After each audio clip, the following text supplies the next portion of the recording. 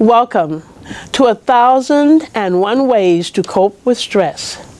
I am Professor Kinshasa Shabaka, and as you know, this is a show that has run for 19 years, and we've always had subject matter that relates to stress, either eustress, meaning handling stress well, or distress, handling stress not so well. And we have had a very large variety and a diversity of topics. Today we have a very unusual topic, but very timely for the days and the weeks and the months and the years that we are now in. We are delighted to have with us today Leslie Stone, known as the Queen of Cannabis. Welcome, Leslie. Well, hello. Thank you. It's a pleasure to have you on the show, and we are ready to hear all there is to hear about cannabis. But there is so much to I'm talk sure. about. I'm sure you guys all know that this is the new hottest trending subject matter.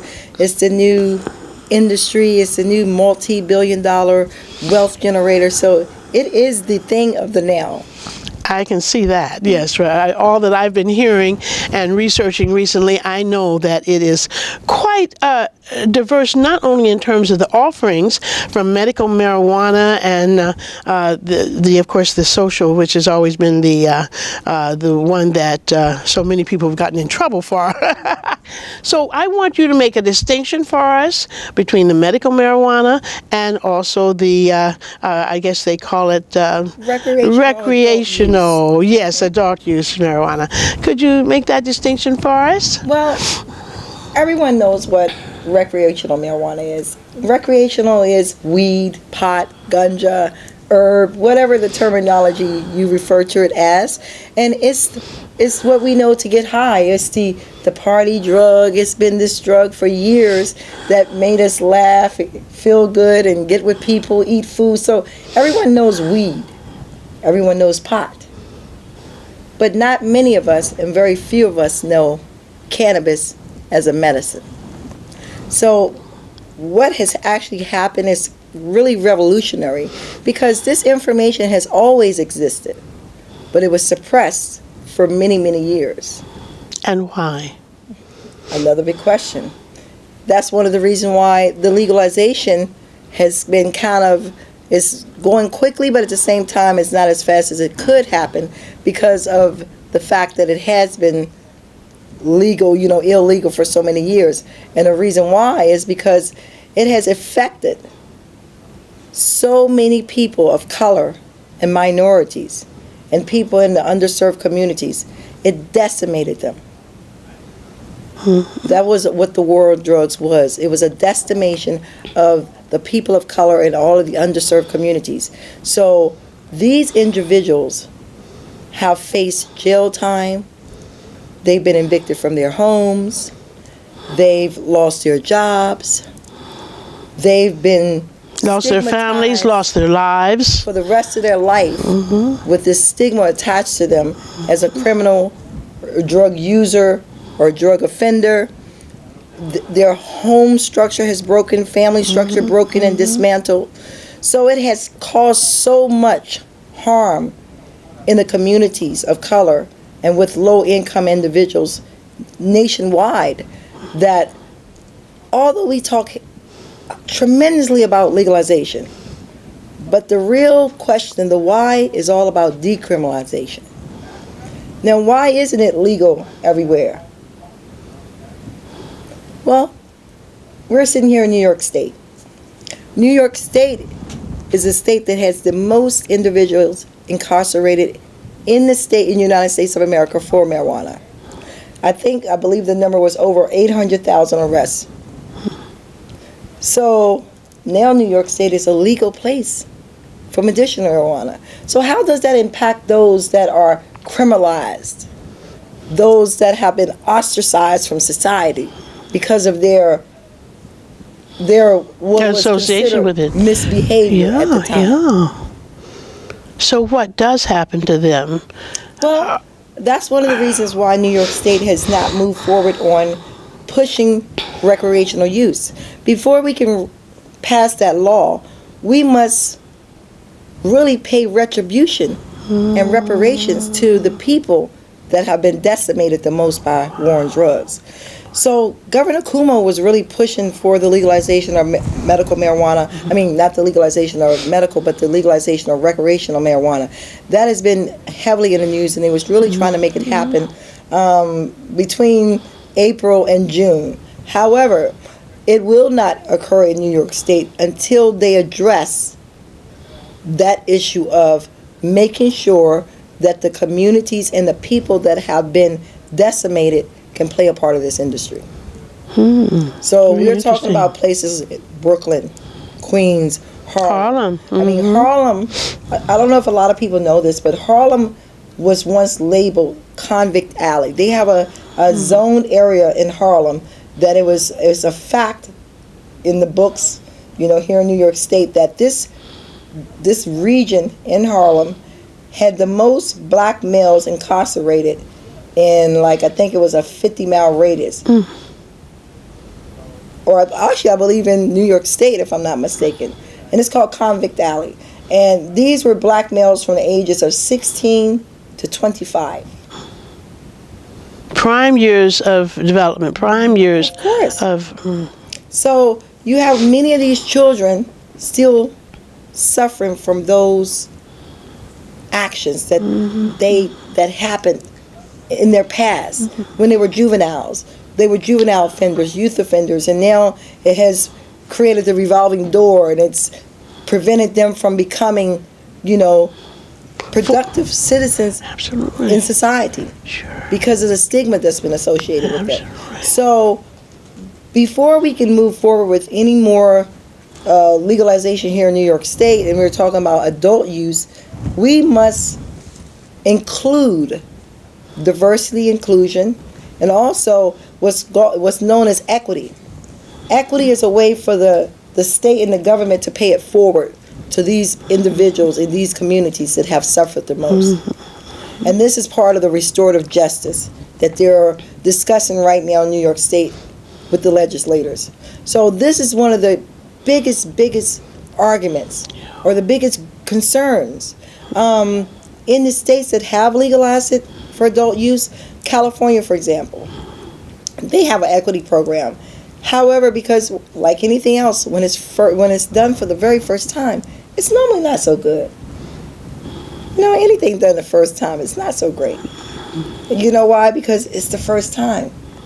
People are going to tell you what was wrong. It wasn't done quite as good. Everyone's not going to be pleased with it. So it's good to get that feedback. And normally the second time around is better than the first. So with that being said, New York is in a position to really create the framework for the people in the communities that have been decimated the most by war on drugs, because we are the state that has the most people incarcerated. Now, what will they do with those persons? In other words, if the law essentially not is rescinded, because it was the law at that time, but if they're pulling back on that, do those people get released from prison? Do they get programs that will help them to rehabilitate and to work in the society? I mean, what will happen to them? Well, I mean, are their sentences going to be forever? I mean, how do they handle that? Do you know what's being discussed? Well, yeah, there's quite a few things being discussed. There's quite a few things on the table. I believe they pretty much have defined that framework. They just haven't released that information to the public as of yet, because they've been doing a lot of deep dive examination and research, and really lending to the states that have done it, looking at the gaps, and really want to drill down on the things that was not addressed in the other states for the people of color in these communities. So one of the biggest things, of course, is to have expungement. Okay, we want to ensure that all people and every individual that was incarcerated for marijuana, that their Have those sentences and their records expunged. Yes, I understand. expungement.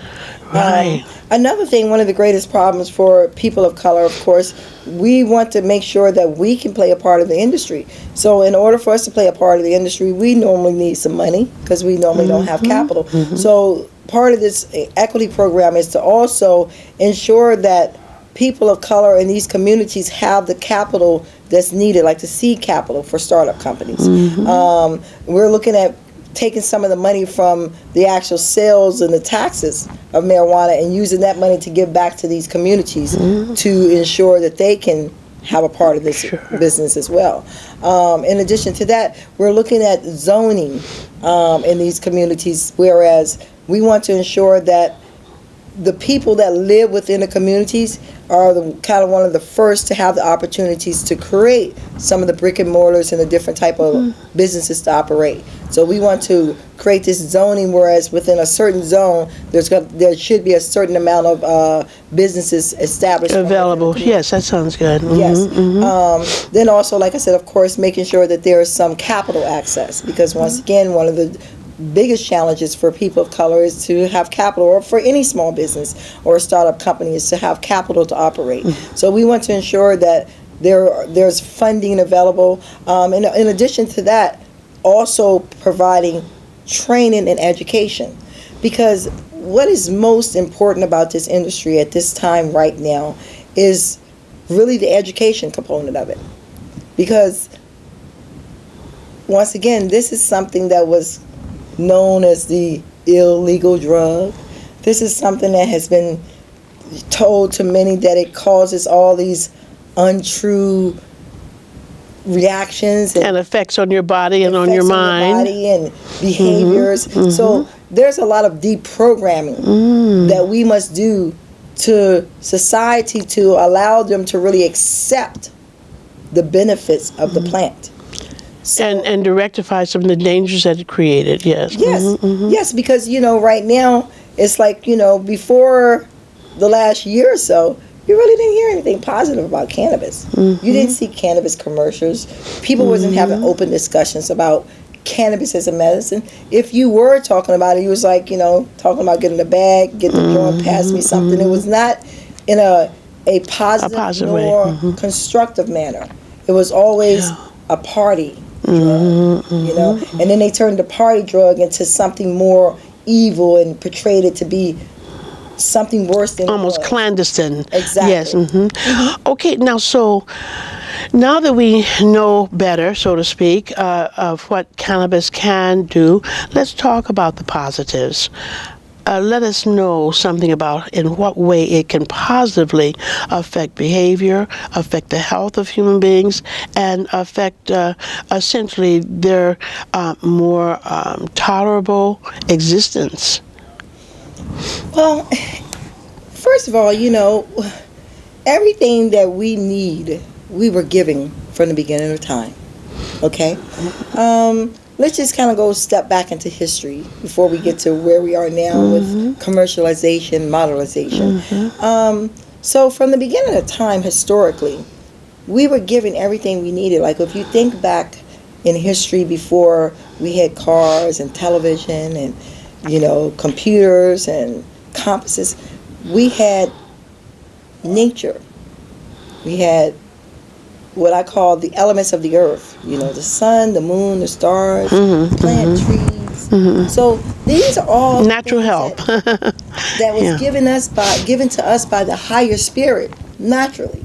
So what I'm saying is that as human beings, we have everything surrounding us to keep us in a great state of being naturally. Society, propaganda, and media has conditioned us to believe that we need all these artificial, commercialized things to survive and to have a certain quality of life. But if we go back to the basics of life, the basic of life is really about living, breathing, eating, sleeping. Well, keeping good health. Like you say, health and wellness. So cannabis is natural. This is what most people have forgotten. And the reason we've forgotten is because they programmed us to forget it. That cannabis is a plant. It's just a plant. Now, anyone who's into, farming or plant-based diets, vegans, vegetarians, you will know that there are tons of plants out here that we can eat. There's a plethora of plants that grow daily that you can eat. Not just plants. I mean, there's flowers. There's different natural things that we can eat. But a lot of people are just not privy to it just because we conform to what we're taught based on television and from our traditions within our family. So if you really look at natural things, plants, these plants are natural. Now, the thing about this plant and the cannabis plant, there are some differences, but there's a lot of commonalities. Now, the same thing about plants in the human body. Although humans are different from plants, but there's a certain commonality in our body composition, the same as plants, because we need the same thing plants need to survive from the elements of the earth, sun, water. So we're different species, but we still need a lot of the same types of things to survive. So with that being said, plant-based foods are so good for us. And most people, when we start thinking about dieting and we're going to go on our health and wellness, the first thing we start doing is eating salads, right? Oh, everyone knows a nice healthy salad. Now why a salad? It's all plant-based. It's all natural. No preservatives, no additives, no fat. It has everything you need, all the right nutrients, all your vitamins, C, D, just a lot of things that we need to survive. Now, just like the plants, if they have the natural elements, they grow healthy and they continue to grow and they survive. Humans, we're the same. As long as we provide ourselves with the natural things and take good care of our bodies, we grow older and we survive. Now, depending on how well we take care of ourselves, determine how well we grow as we grow older. So, just like with the plants, if you take a beautiful plant that's grown for years out of the sun and put it in the dark, it withers and dries and dies.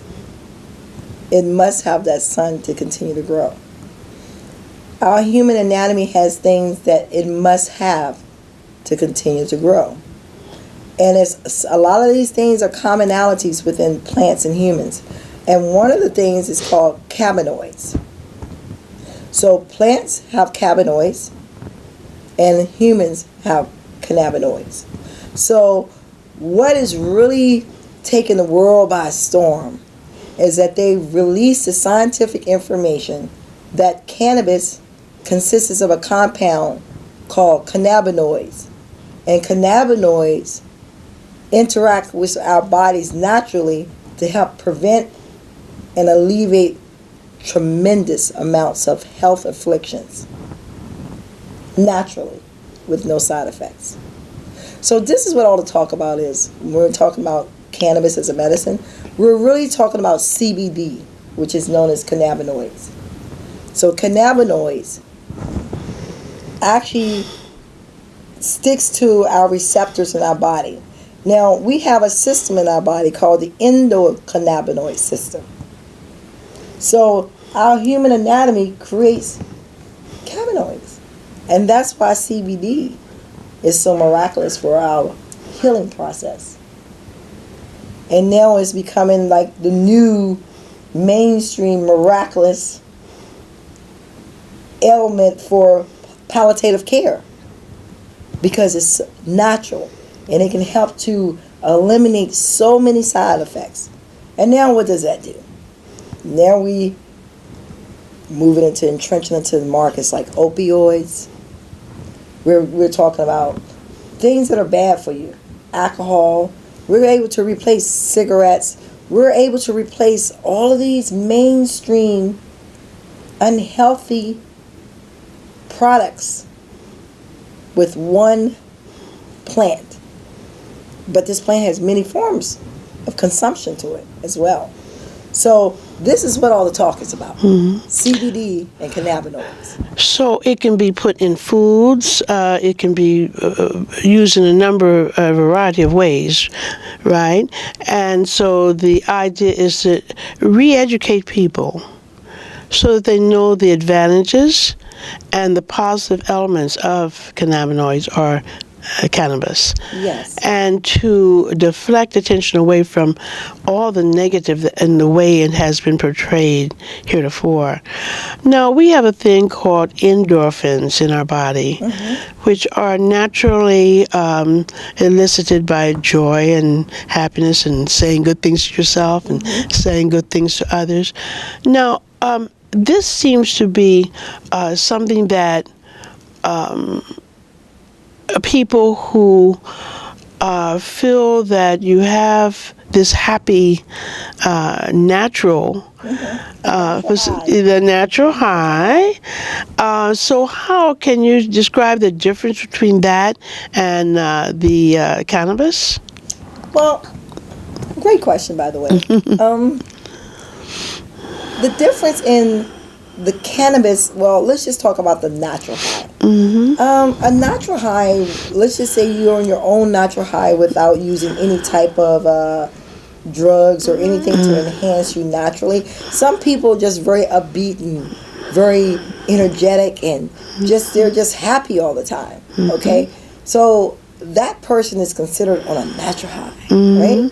That type of person who's like every day you see them, they're like happy, they're giddy, they're just full of energy, they're full of life. I know that person very well. Most people, when you see that person, yes, right. it's like this person's on a natural high. Right. Now, cannabis has what's known as the euphoric effect that gives you that natural high sensation. Because now it's not a natural high because you use something to create it. So it's a natural high sensation because we can create our own natural highs.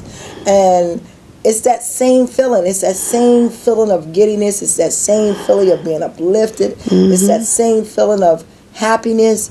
And it's a feeling of energy that you really like to share too. It's something that, as they call it when you get high, most of the time it's you in nature friends and it's cool that vibes. propel that The vibes are always cool natural because high your energy that levels create up. and sustain that You're natural very high. positive, you're That upbeat, my you're thing has excited, always been, you're energetic. who needs to pay And for it?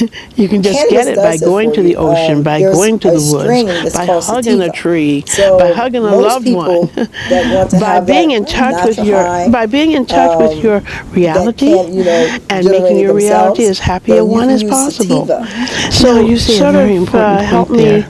Understand, can generate it are for there myself. certain people, people say, are most people unable to create that natural high? But the point that I Or make is it, here is an effort what is it that we can do? Because part of my work is facilitating people to increase creating it, their own or natural high. What is the good feeling what about would be the yourself, your good feeling reason about that a the person world, feeling about, would seek cannabis nature, as opposed to and seeking there's so that many things- interior ability to create it?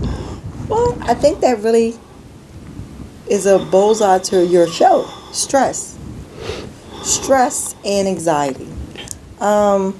Everyone of us at some point in our lives deal with some type of stress. Some of us and many of us suffer from anxiety. Many of us suffer from mood modulations, mood swings. When I say mood modulations, that means a mood swing, ups and downs, highs and lows. There are people that deal with depressions, bipolar. So now we're talking about all these different type of mood behaviors, okay? So cannabis, whether you believe it or not, because I, like yourself, am a person who's normally on a natural high. Anyone that knows me can tell you, like, Leslie's always happy, she's giddy. So I'm one of these type of people that exude that natural high. But there's a huge group of people that don't have that natural high. They're not capable of creating it within themselves. And these are people that are depressed. Now we're going into mental illness. These are people who have the emotional depressions. issues. They have emotional roller coaster rides in their daily behaviors. They have mood swings. So when you're looking at those types of afflictions and those individuals, they need something to help balance them out. And I call it, they need something to help take that edge off. So cannabis really alleviates that whole influx mood swings, and it just kind of puts you in a very calm state. There's a lot of times when I've spoken to a lot of people throughout my travels who express anger management. Like they said, they take cannabis to manage their anger. A lot of people, especially young men, young black men from like say 18 to 30 or 25. A lot of those guys, when you ask them why they're smoking outside of the whole social aspect of it, they tell you because it keeps them calm. Okay, now, it keeps them calm. Does it promote their achievement? Does it promote their ability to do their job well? Does it promote their ability to have relationships in a very positive, sharing way? Those are questions that I know that we will want to get into in part 2. Well, and, yeah, go ahead. Those are good questions to ask, but see, now that goes back to stigma. That goes back to misinformation. That goes back to reefer madness. See, reefer madness created this whole taboo of negative conceptions of what cannabis does to you and the effects that it has on us. I thank you so much, Leslie. And we thank you for watching 1,001 Ways to Cope with Stress. Stay tuned for part 2. Was that 28 minutes? Isn't that 2. Welcome to 1,001 Ways to Cope with Stress. I am Professor Kinshasha Shabaka, and we are now part 2 of Let's Talk Cannabis with Queen of Cannabis, Leslie Stone. Leslie, welcome back. And your first part stimulated so many questions, and I know that the audience would want to ask, how did you get started in this business? Where does it all begin? Well, it's very interesting for me because I actually wrote a paper in college. I wrote a 25-page paper in college called Marijuana, a Drug or Medicine. Now, the reason I wrote that paper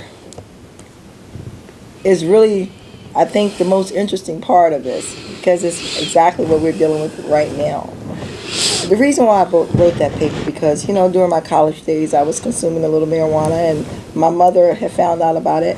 And my mother, being a very strong Christian-based faith woman, she was totally opposed to it. She told me, I was going to go to hell. I had a smoking demon in me.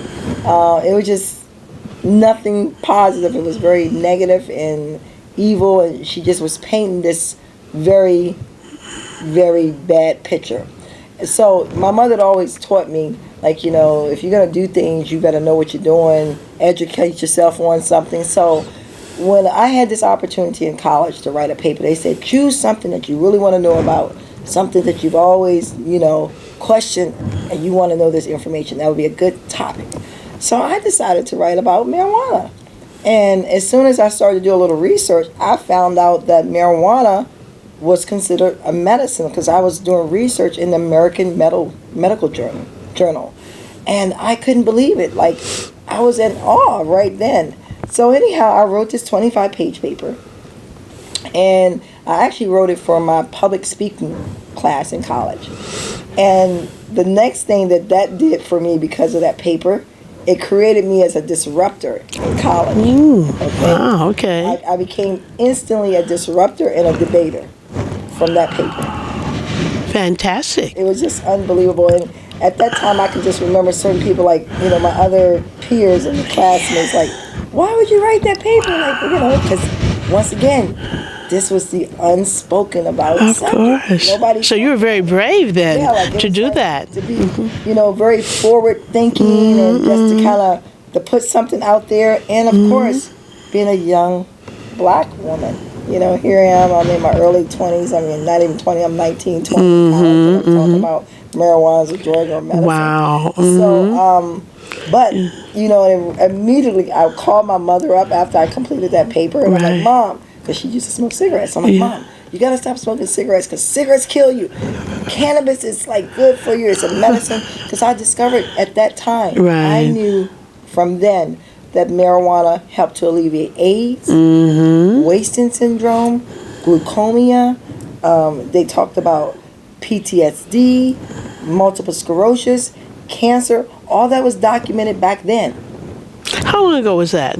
Now you're going to age me, but it was in the early 2000s, Okay. very early 2000s. Very good. Okay. So you were very forward thinking and creative in your disposition quite early then. That's great. Yes, but see, what it made me realize once I began to understand and see the industry unfold into become a legal industry was right away I knew that everyone was just like me. Everyone was just like me. They didn't know the truth behind it because no one believed me in college. Even my peers just smoked it all the time. Like, they're like, medicine, you kind of get high. We love this for. No one believed it. So I knew then about what was going to happen now and the importance of education being the critical movement to making this legal. Because until we re-educate to remove the stigma, people was going to be apprehensive and just not wanting to be a part of it. Right, right. So that's what got me into the cannabis industry, pretty much. From that day, that paper, not knowing it was going to bring me to the now. So once I heard about cannabis becoming legal, I attended the first cannabis conference in New York State 6 years ago. Okay. I bet that was well attended. Well, you know what? It was so funny. Once again, the misconception. And even I, because you know what? I hadn't forgotten about the paper, but you know, it just didn't apply to my day-to-day life over the years. So it was like in my back of my mind, but not in the forefront. So even I, at that first conference, I kind of thought to myself, like, I wonder what this is going to be about. People going to be smoking weed. And I remember talking to some friends and asking people, like, oh, with me to the weed conference. And they were all saying, like, some of my friends was like, I don't smoke weed. I don't want to go. And I'm like, but it's supposed to be a conference. I don't know, at the Jacob Javits Center. And to my amazement, even at the very first conference, there were all these people from California and Colorado. Okay, at the very Primarily, no, that was it. Those individuals, all of your public officials and electoral officials and politicians from New York State. That's who was at that conference. So it was like I was sitting there, I'm like, wow, this is pretty amazing. It's nothing like I expected. And then all of a sudden, the light bulb came on. Excuse me. We'll have to edit that. Sorry. The light bulb came on, and I remembered my paper.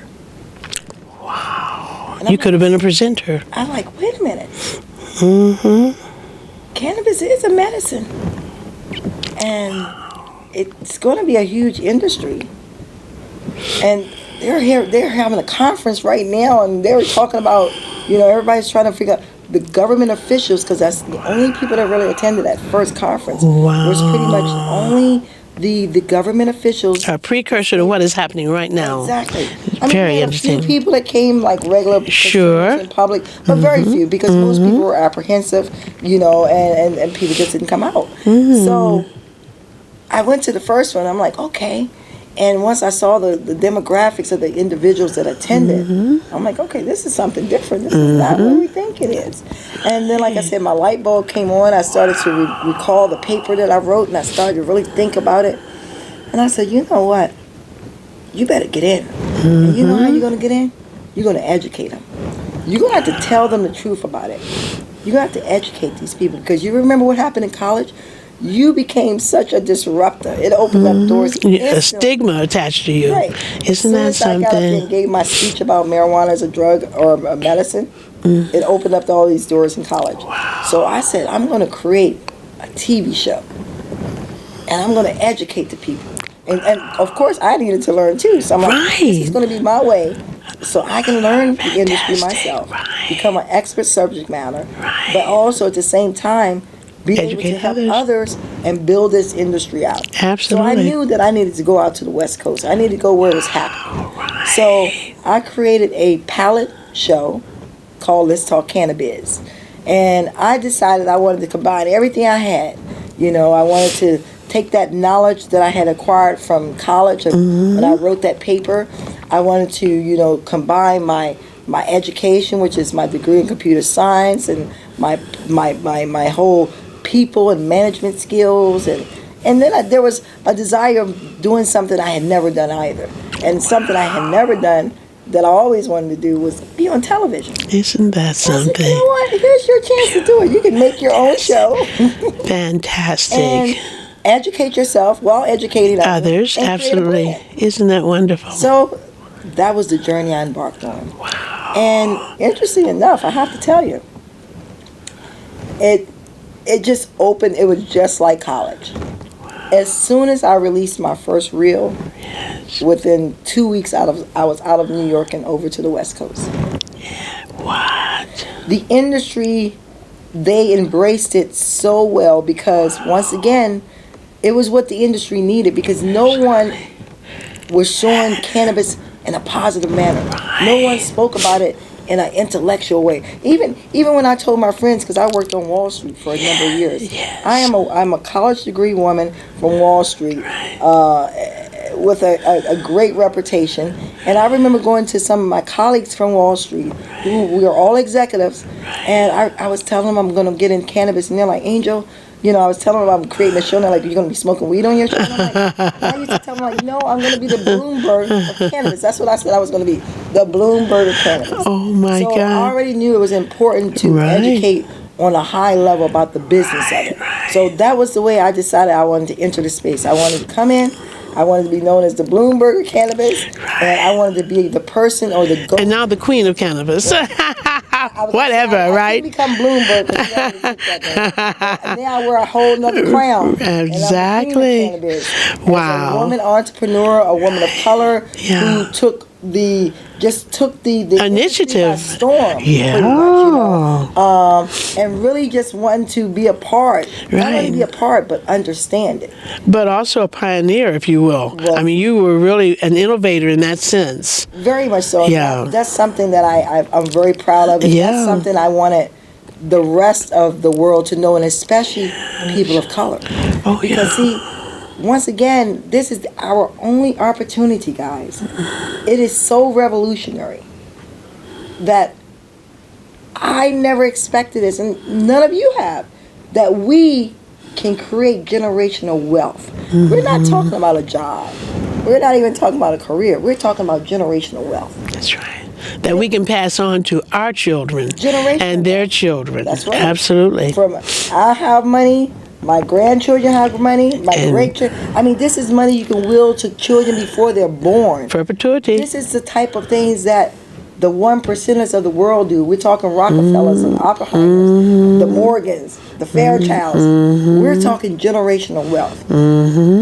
This opportunity is a once in a lifetime opportunity.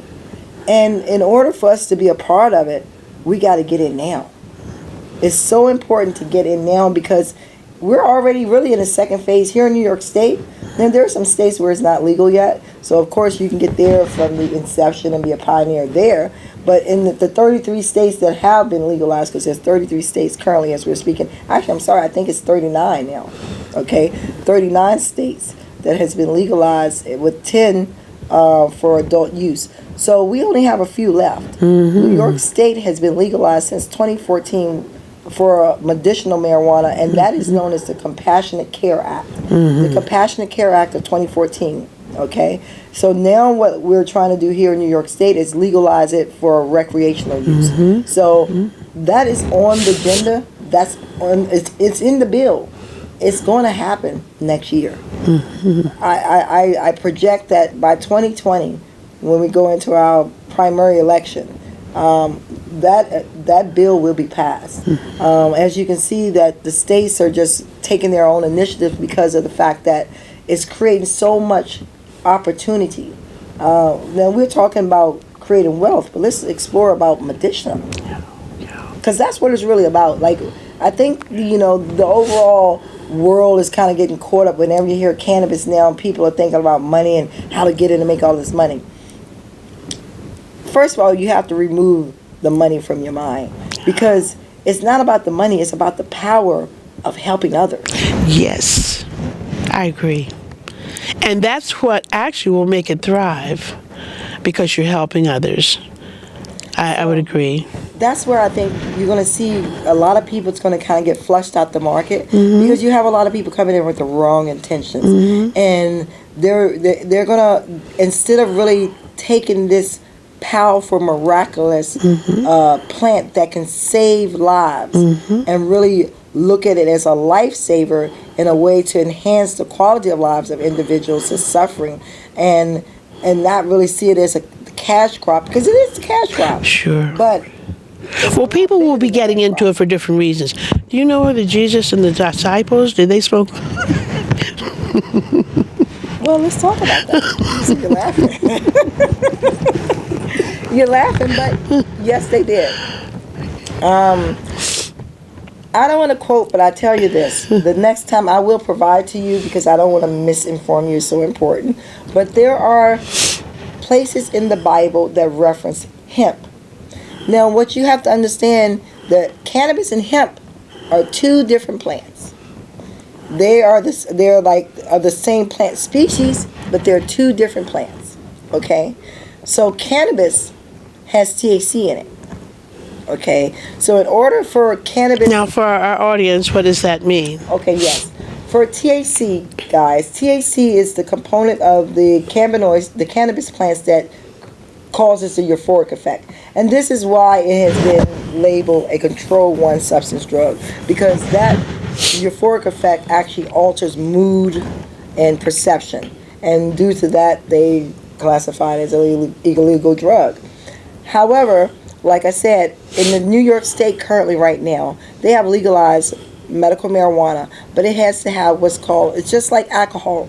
It has to have a certain percentage, and if it goes over this percentage of THC level, then it's not good. They're saying you've consumed too much, the levels are too high. So New York State, what they've done to control that, to ensure that individuals that are taking cannabis as a medicine do not overdose or take too much to That's cause important. them to have bad altering Effects. that could potentially cause harm, like when they're driving and things of that nature. So they've actually given it a level, 0.3%, just like alcohol. The same thing as alcohol prohibition, 0.3%. So in the state of New York, you can have cannabis as a prescribed as a medicine, and it will have 0.3% less THC.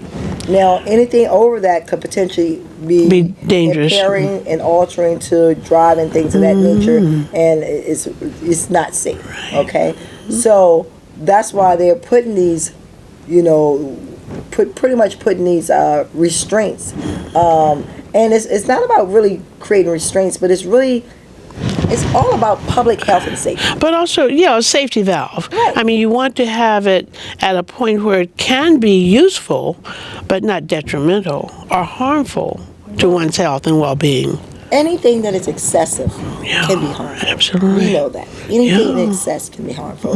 So one of the things with cannabis, like I said, is to ensure that one gets the appropriate amount or dosage. Now, I will also share with you that it's also the grayest area in cannabis right now. Once again, because it's a new industry, a lot of this stuff, there's no track record. It's new. So right now, there's tons of data being collected, extensive amounts of research being done, focus groups, and collecting data to really create these benchmarks and to really define the whole framework of dosing the patient and things of that nature. And all that's part of the compliance and regulatory framework. Even that's gray here in New York State. Sure. That's the reason why they haven't passed it for recreational use, because they're still defining the actual compliance and regulatory framework for businesses to operate here in New York State. And one of the reasons that must be done is because of public health and safety. Tongue-tied. Because of public health and safety. Right? So due to the public health and safety, like right now, people are jumping into the cannabis industry.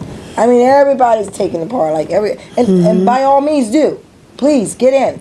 But at the same time, when you're talking about creating products and making edibles and stuff, guys, I know you're doing it at home in your kitchens, but there's a lot of risk associated with that when you don't know what you're doing and you don't know the right products to use. When we're talking about consuming others. So that's one of the biggest concerns here in New York State, and well, across the board, is to make sure that people get safe products. So we can't ensure safety unless we regulate it and we track it. Do you know of any experimentation, for example, that's going on right now in terms of those regulations that you speak of, like control groups and experimental groups to see what the dosages and so forth would be? Do you know of any of those? Because that is usually required if you're trying to scientifically calibrate a substance. Well, no, they do. They have a lot of clinical studies being done. A lot of medical associations are doing, it, but also quite a few of the medical marijuana programs are part of these clinical research studies as well, and definitely privy to the information. I, as a TV show and a host, I receive a lot of information because I'm a news show. So I have a lot of organizations that are providing me with this information so I can convey it to the masses. Fantastic. When we're talking about the different, discoveries and research that's being done, the clinicals, the trials, and things of that nature. Yeah. So, like I say, the whole key to really moving this industry forward is the education and the information. Being informed is critical, very critical, and that's the service. That's a real service you're providing to the community.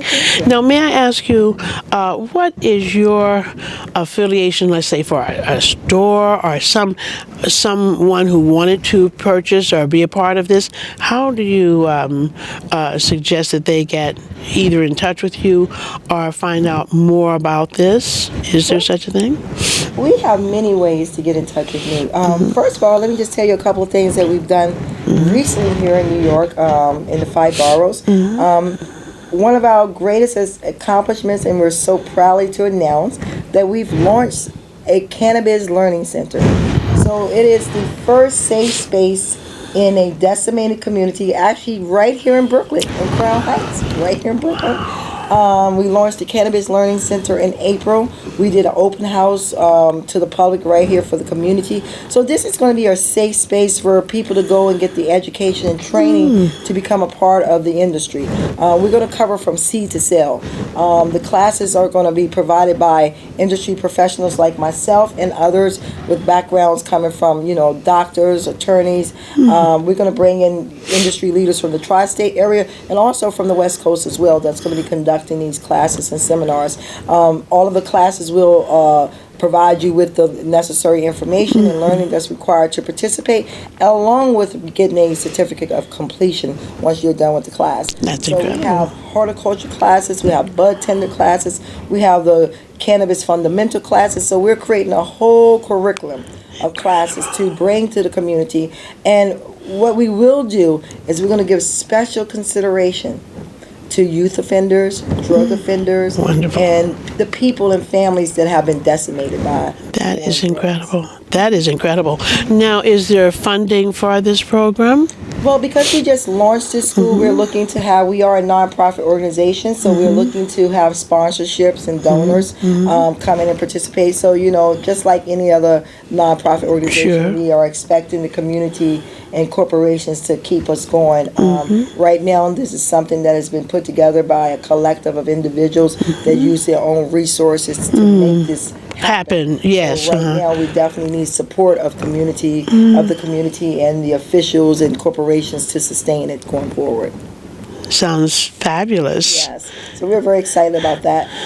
But in addition to that, we also do educational events, networking events throughout the 5 boroughs. So we do them in Harlem. One of our educational hub locations there is Londale's Restaurant. Londale's is located on 139th and Frederick Douglass. I believe the address is 2920 Frederick Douglass Boulevard, Londale's Restaurant. Our next event will be on the 24th of May May 24th, we're going to be doing consumption methods. So what we do is we go to all of the various communities, the ones that have been decimated, pretty much all of your underserved communities throughout the 5 boroughs, and we provide educational seminars, and we're bringing training into the communities as well. So that's something we're very excited about. And another one that we're doing that we're very well. First of all, this is the one that's most near and dear to my heart. And the reason being, I get a little emotional because my mom just passed recently. Oh, sorry. My deepest condolences. Thank you very much. So my mom passed away in September. But she would be proud of you. Oh, yes. And I know She she's would be proud of me as you. I share this story now. All right. But my mother was my patient zero. You remember I told you initially that she was very strong, Christian-based faith woman. So, but my mother was very ill. My mother had suffered from cancer, COPD. She had bronchitis. She had congestive heart failure. So she had a litany of health Issues, yes. Huh? that she was suffering from. But it all, from my mom, truthfully, it all stemmed from cigarettes. Like she started smoking at a very young age. And, And wouldn't stop. that was her pleasure. Her pleasure and her pain. So anyhow, long story short was with my mother, she, over the years, her health started to really deteriorate. And especially in the last 5 years.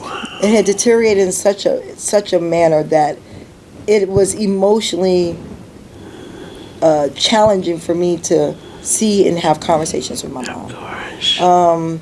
And the reason being is because, this was my mom. This was a woman, that created me and birthed me and full of life. And pretty much I'm a mini her in a lot of my behaviors and the way I interact with people. So to kind of see her deteriorate, not have her liveliness and not have her ability to do things. Oh, And yes. stuff like that. It was really, really challenging for me. I'm sure. So when I got into this industry, I knew I wanted to do something. I had to find something for my mom. Like, that was first and foremost. I'm like, if this... That was your driver, yes. Then I got to make sure that the first person I save is my mother. Wow. So what happened was, I went over to California. I was learning. I was talking to growers, and I started to tell them about my mother's problems because hers was pretty extreme. Because my mom, really, like at the last 2.5 years, she only had 4% of her lungs left. Oh my God. Okay, so my mom, Did she have oxygen that she took regularly? She had been on oxygen for over 10 years. She had gained a lot of weight. She was on opioids. She was on steroids. She should have been on cannabis. Yeah, she was taking 18 pharmaceutical drugs a day. My mother was so groggy and fatigued and nauseous, and she just wasn't even functional. Wow. You understand? Like, I used to call my mom, and I could barely understand her on the phone. It would kill me. Or I'd go see her, and she had no energy. She couldn't walk, and she was almost lifeless, but still living. Wow. How old was she when she passed? She was 71. 71. Yeah, so still fairly young. Yes. But what I'm most proud of is the fact that I was able to find cannabis and allow cannabis to enhance my mom's quality of life. Incredible. Cannabis brought my mother back to life. Wonderful. I saw the transformation with my own eyes. And also that should have alleviated some of the pain and suffering, right? That was her problem. Like, when I say brought her back to life, I mean, I'm not talking about just her physical.